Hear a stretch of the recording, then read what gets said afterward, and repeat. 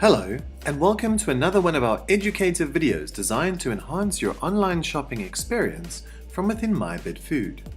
In this video, I will show you where to access the payment authorization form that you will need to fill out to request that you are able to pay online from within MyBidfood. Payments online from within MyBidfood are very secure. You do not need to type or store your banking details in our website.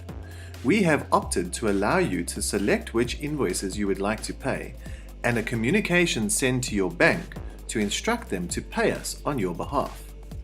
On the top right-hand side of the home page, select the drop-down menu called Help, and in there the tab for document links.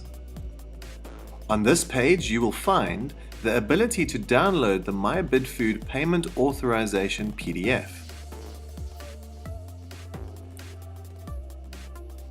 Once you have opened it, printed it and filled it out, please make sure to arrange with your branch for a pickup of this document so that we can have it on file and to arrange your new access to pay your accounts online.